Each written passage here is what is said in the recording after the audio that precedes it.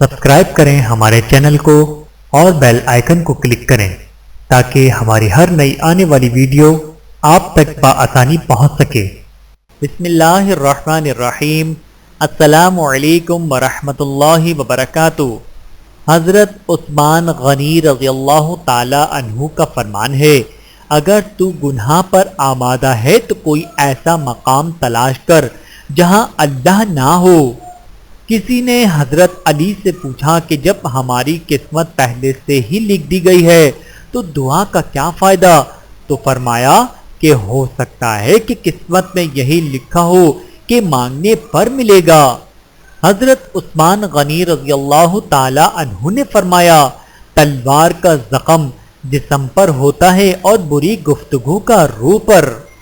حضرت عثمان غنی رضی اللہ تعالی عنہ نے فرمایا، تعجب ہے اس پر جو موت کو حق جانتا ہے اور پھر ہنستا بھی ہے۔ تعجب ہے اس پر جو اس دنیا کو فانی جانتا ہے اور پھر اس کی رغبت رکھتا ہے۔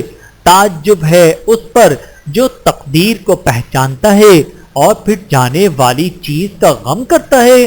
تعجب ہے اس پر جو حساب کو حق جانتا ہے اور پھر بھی مال جمع کرتا ہے۔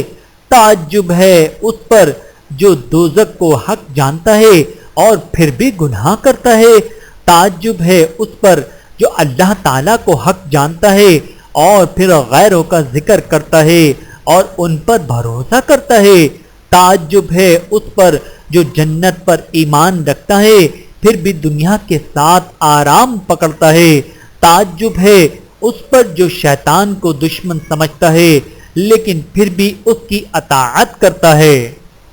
حضرت عثمان غنی رضی اللہ تعالی عنہ جوڑا جو کسی نے نہ دیکھا وہ رقیہ اور ان کے خاوند عثمان ہیں۔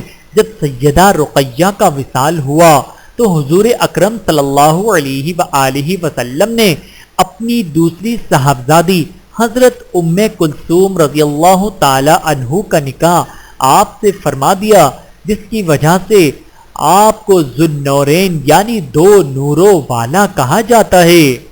حضرت عثمان غنی رضی اللہ تعالی عنہ کا فرمان ہے، اگر تو گناہ پر آمادہ ہے تو کوئی ایسا مقام تلاش کر جہاں اللہ نہ ہو۔